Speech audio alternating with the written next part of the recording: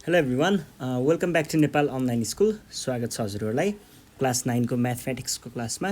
हामी चाहिँ अहिले सर्कल पढिरहेको छौँ र सर्कलमा चाहिँ मैले तपाईँहरूलाई योभन्दा अगाडिको सेसनहरूमा चाहिँ सर्कलको हामीले थ्योरमहरू पढेर त्योसँग रिलेटेड एक्सर्साइज सल्भ गरिरहेको छौँ।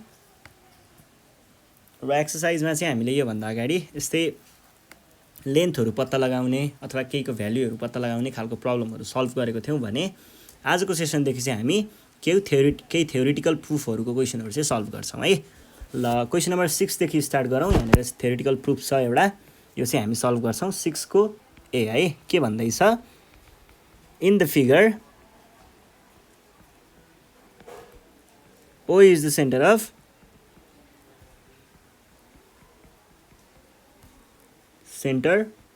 of the circle. Two equal chords AD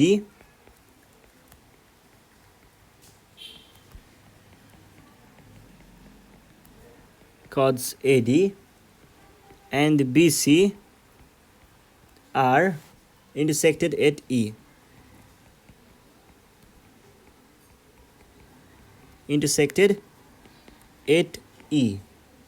Prove that OE is the bisector of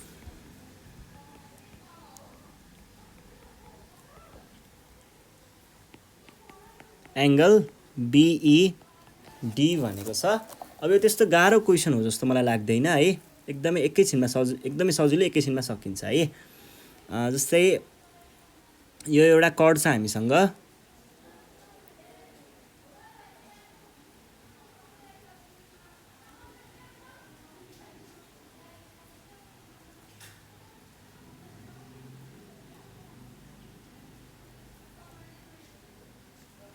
equal कर्डहरू दुईटा दिएको छ है। अनि त्यसपछि हाम्रो सेन्टर चाहिँ, ल यो पोइन्ट भनेको हाम्रो सेन्टर भयो भनेदेखि यहाँनिर एउटा यसरी लाइन दिएको छ, यो सेन्टर O, यो E, अनि यो C, यो A, यो B, यो D। क्वेसनले भनेअनुसार चाहिँ यो OE भन्ने लाइनले यो पुरालाई चाहिँ के गर्छ अरे त, इक्वल टु हाफ्समा डिभाइड गर्छ अरे। यो कुरा देखाउनुपर्छ। त्यो भन्नुको अर्थ के भयो त, हामीले यो एङ्गल इक्वल्स टु यो एङ्गल देखाउनु पर्नेछ है। अब यसको लागि हामीले के गर्न सक्छौँ भन्दाखेरि, हेर्नुहोस् है, त्यो एङ्गल इक्वल देखाउनको लागि एउटा पर्पेन्डिकुलर लाइन ड्रप गर्नुहोस्, त्यसै गरी अर्को पर्पेन्डिकुलर यतातिर पनि ड्रप गर्नुहोस्। यो पर्पेन्डिकुलर लाइन ड्रप गरिसके पछाडि हामीलाई क्वेसनले के भनेको छ, कर्डहरू इक्वल छ भनेको छ। कर्डहरू इक्वल हुने बित्तिकै के भन्न पाइन्छ त हामीले, इक्वल कर्ड छ भनेदेखि, यदि कर्डहरू इक्वल छ भने they are equidistance from the centre of the circle, तिनीहरू इक्विडिस्टेन्समा हुन्छ है। ल इक्विडिस्टेन्समा हुन्छ भन्ने कुरा हामीले यहाँबाट भन्न सक्छौँ। अब यस पछाडि के भन्न पाइयो त, यो र यो इक्वल छ भन्न पाइयो। यसलाई मैले M भने, यसलाई मैले N भने। यो दुईटा इक्वल भइसके पछाडि के गर्न पाइएला त, अब हेर्नुहोस् है, यो 90 डिग्री हो, यो पनि 90 डिग्री हो, दुईटा 90 डिग्री छँदैछ हामीसँग। त्यस पछाडि यो एउटा कमन साइड हो, यो राइट एङ्गल, यो हाइपोटिनज, अनि त्यस पछाडि हाइपोटिनज इक्वल भयो। त्यस पछाडि अर्को चाहिँ यो इक्विडिस्टेन्स भएको हिसाबले इक्वल भयो। यसबाट हामीले RHS एक्जियमबाट दुईटालाई चाहिँ के देखाउन सकियो, कङ्ग्रुएन्ट देखाउन सकियो। कङ्ग्रुएन्टको करेस्पोन्डिङ एङ्गलहरू इक्वल हुन्छ। यति गरिसके पछाडि सकिन्छ है। ल यही कुरा देखाउनु पर्ने हो, त्यस्तो गाह्रो केही पनि छैन यसमा। सो अब हामी सुरु गरौँ है त। अब यसको लागि के गर्नु पर्ला त, हेरौँ है।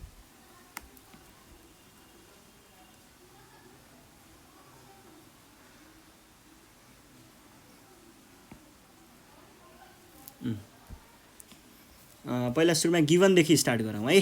हामीलाई के दिएको छ त, given O is the center of circle,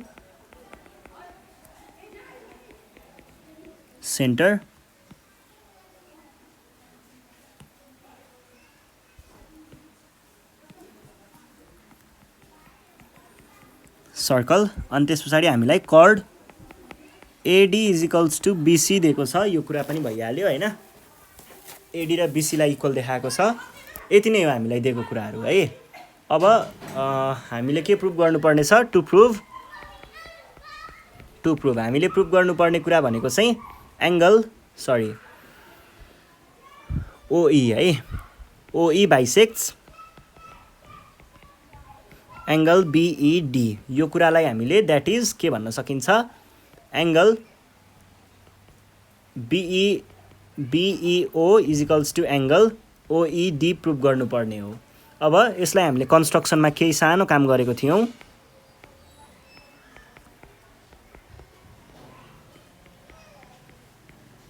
कन्स्ट्रक्सनमा हामीले के देखाउन सक्छौँ त? Join OM and ON such that OM is perpendicular to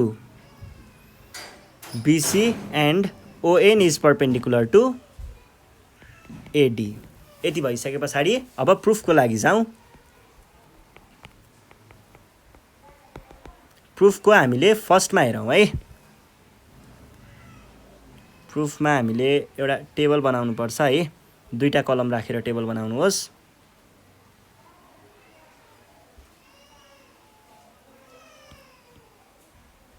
sorry,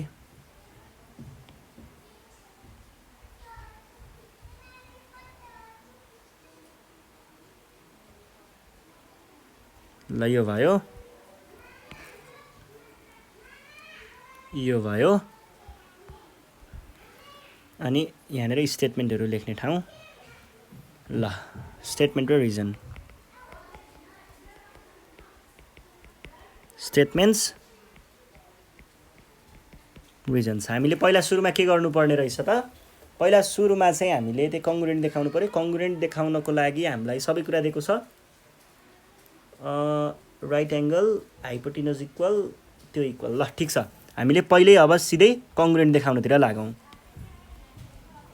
1मा चाहिँ इन ट्राइएङ्गल हामीले के भनेको छौँ? यहाँनिर ट्राइएङ्गलको नामहरू OME and ट्राइएङ्गल OME।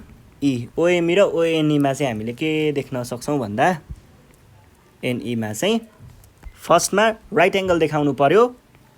Angle OME is equals to angle ONE। किन त? किनभनेदेखि OM is perpendicular to BC and ON is perpendicular to AD है। यसलाई हामीले यति नै गर्दा हुन्छ। यो भनेको के भयो? राइट एङ्गलको कुरा भयो नि होइन। आर भनेर लेख्नुपर्छ यहाँनिर, राइट एङ्गल। त्यस पछाडि हाइपोटेनस इक्वल देखाउनको लागि हामीले के भन्न सकिन्छ?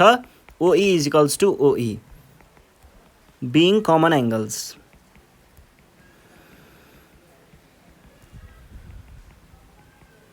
एङ्गल्स होइन होला, साइड्स होला। त्यस पछाडि अर्को हामीले अब अर्को एउटा कुनै साइड्स चाहिँ इक्वल देखाउनु पर्यो, जुन चाहिँ हामीले के भन्छौँ? OM is equals to ON भन्छौँ। यो चाहिँ किन भन्न पाइएको हो? किनकि equal chords are इक्विडिस्टेन्स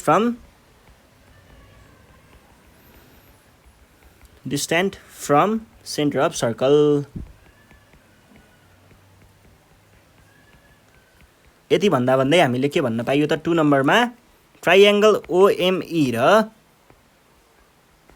ट्राइएङ्गल ONE are congruent to each other. यो चाहिँ किन लेख्न पाइयो त हामीले? By right angle hypotenuse side axiom. ल यो भयो।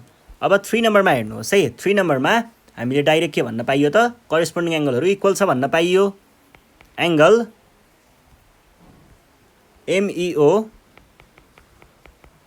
Is equals to angle NEO। यो चाहिँ कसरी भन्न पाइयो त? Corresponding angles of congruent ट्राइएङ्गल्स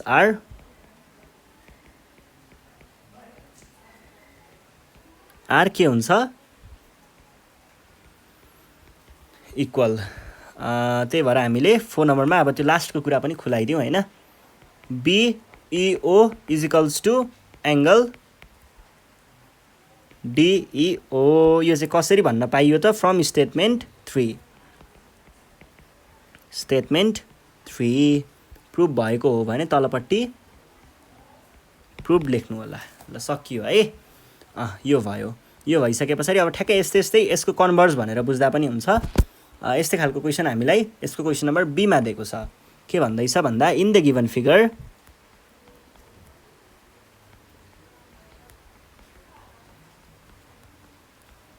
figure O is the center of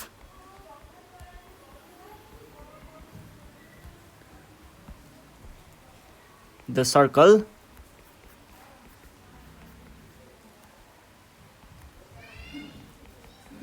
chords दुईटा chordsहरु दिएको छ MN and RS are intersected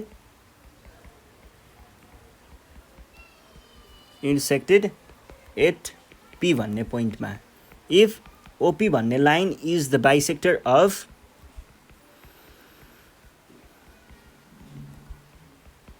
angle MPR अब हामीलाई प्रुभ गर्नुपर्ने prove that MN equals to RS है MN equals to RS हामीलाई प्रुभ गर्नुपर्ने छ अब यसको लागि हामीलाई एउटा सर्कल दिएको छ है अहिलेकोबाट ठ्याक्क उल्टो उल्टो जस्तो छ है यो हाम्रो सर्कल भयो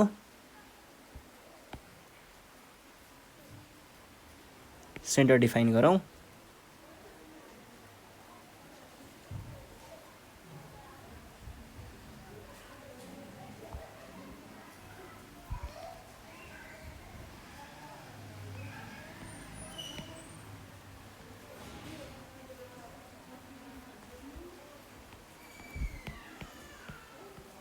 ल यो सेन्टर छ हामीसँग अनि त्यस पछाडि कर्ड्सहरु चाहिँ हामीलाई कसरी दिएको छ भन्दा एउटा कर्ड यतापट्टि घुमाएको छ है यो छ है यो एउटा कर्ड भयो अनि त्यस पछाडि हामीलाई अर्को कर्ड पनि दिएको छ योसँग इक्वल भनेर चाहिँ हामीले प्रुभ गर्नुपर्ने हो पछि है ल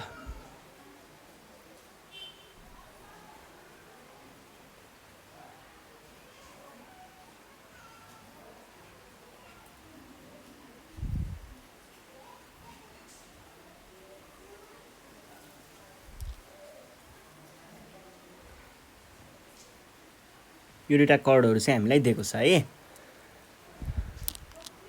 हैन एकछिन अलिकति कुरा मिलेन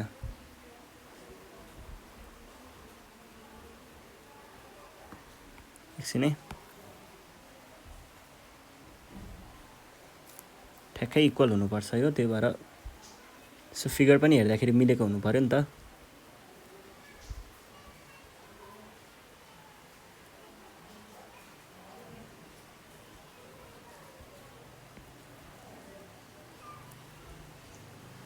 ल अब चाहिँ मिल्छ यो भयो है यस्तो दिएको छ अनि यहाँनिर हामीलाई के मार्किङहरु गरिएको छ यो पोइन्ट P हो यो S हो यो N हो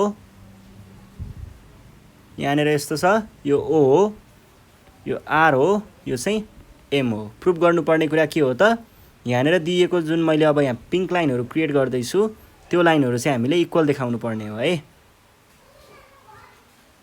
ल यो दुईटा लाइनहरुलाई चाहिँ हामीले इक्वल देखाउनु पर्ने छ अनि के दिएको रहेछ एकचोटी पढौं है त O is the center chords MN यो भयो OP is the bisector of MPR भने पछाडी यो एंगल इक्वल्स टु यो एंगल दिएको रहेछ अब हामीलाई MN र RS इक्वल देखाउनु पर्ने छ MN र RS इक्वल देखाउनको लागि हामीले के गर्न सकिएला त MN र RS को आधी आधी भाग इक्वल भयो भने यसको पुरै भागहरु पनि इक्वल हुन्छ भन्ने कुरा हुन सक्छ त्यही भएर हामीले आधी आधी भाग इक्वल देखाउनको लागि चाहिँ एउटा परपेन्डिकुलर ड्रप गरौँ यहाँबाट यो परपेन्डिकुलर आउला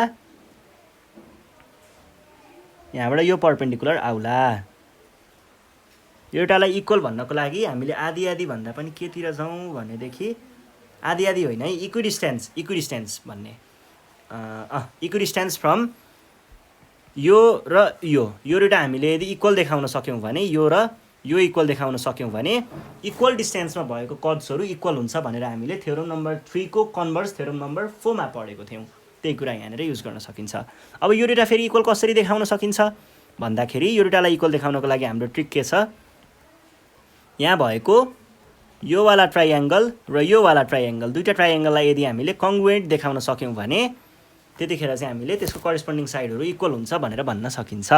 मैले यसलाई पोइन्ट के भने यहाँ एमएन पहिले आइसकेको रहेछ भनेदेखि यसलाई मैले एक्स र वाई भने है, एक्स र वाई दुईटा पोइन्टहरू।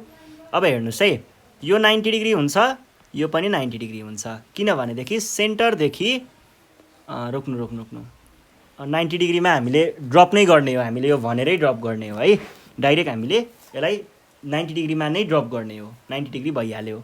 त्यस पछाडि अर्को चाहिँ यो एउटा कमन साइड छ, अर्को यो एङ्गलहरू इक्वल दिएको छ भनेपछि एङ्गल साइड एक्जियमबाट हामीले यो दुइटालाई कङ्ग्रुएन्ट देखाउन सकिन्छ।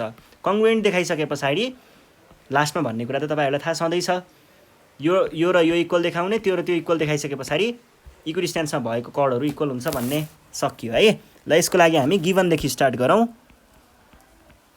हामीलाई के दिएको छ त, ओ is the centre of circle,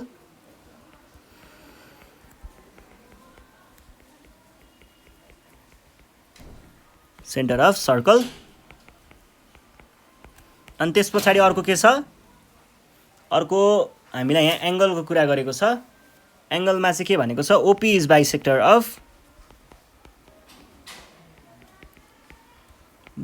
of angle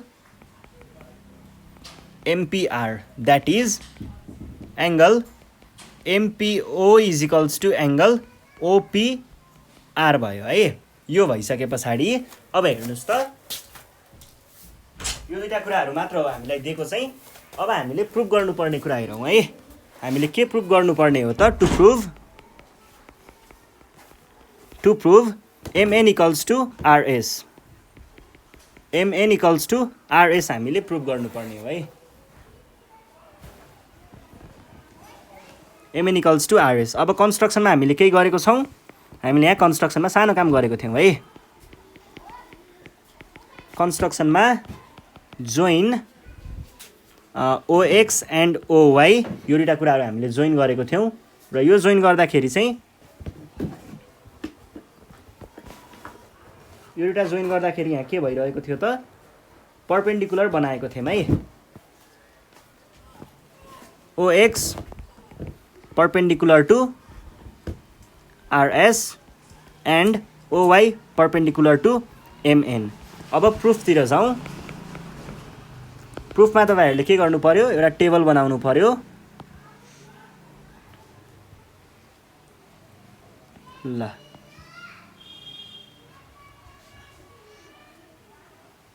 अब पहिला सुरुमा हामीले यिनीहरूलाई कङ्ग्रुएन्ट देखाउँछौँ है। स्टेटमेन्ट्स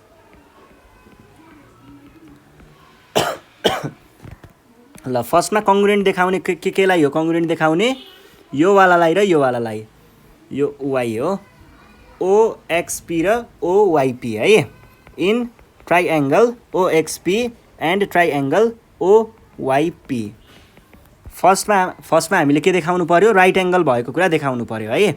राइट एङ्गल भनेको चाहिँ ओएक्सपी, एङ्गल ओएक्सपी इक्वल्स टु एङ्गल ओवाइपी, यो चाहिँ एउटा एङ्गल भयो। यो कसरी इक्वल देखाइएको हो त, ओएक्स परपेन्डिकुलर टु आरएस, त्यसै गरी एन्ड ओवाई परपेन्डिकुलर टु एमएनबाट देखाइएको है, परपेन्डिकुलर टु एमएन। त्यस पछाडि अर्को एङ्गल चाहिँ के छ, क्वेसनले भनेकै हिसाबले हामीले लेख्न सकिन्छ।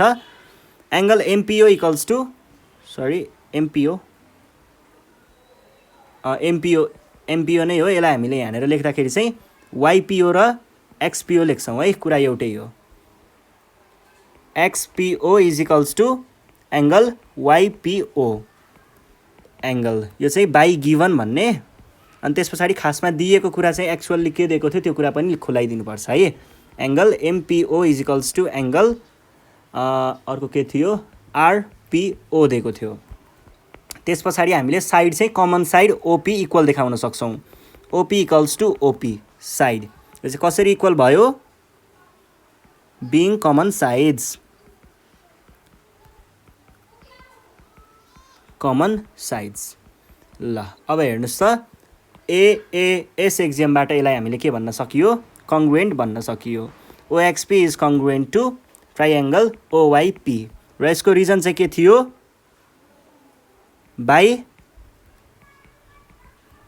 एएएस एक्जियम यो हुने बित्तिकै हामीले के भन्न पाइयो त OX इजिकल्स टु OY भन्न पाइयो है OX इक्वल्स टु OY र यसको कारण चाहिँ के हो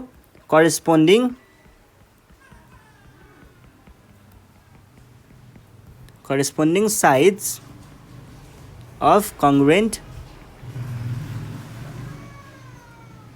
triangles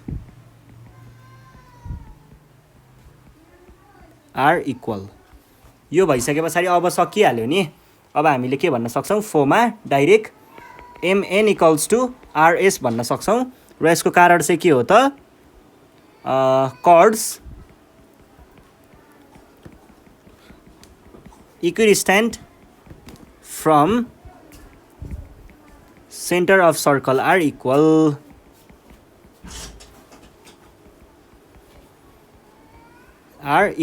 ल सकियो ल यो भइसके पछाडि आज हामी यति नै गर्छौं यो भन्दा नेक्स्ट सेसनमा चाहिँ म तपाईहरुलाई यहाँनेर बाँकी रहेको अरु क्वेशनहरु 7 8 9 10 9 सम्म बाँकी छ त्यो प्रब्लमहरु हामी यो भन्दा नेक्स्ट सेसनमा सल्भ गर्ने छौं त्यति बेला सम्मको लागि नेपाल अनलाइन स्कुललाई बिदा दिनु होला थ्यांक यू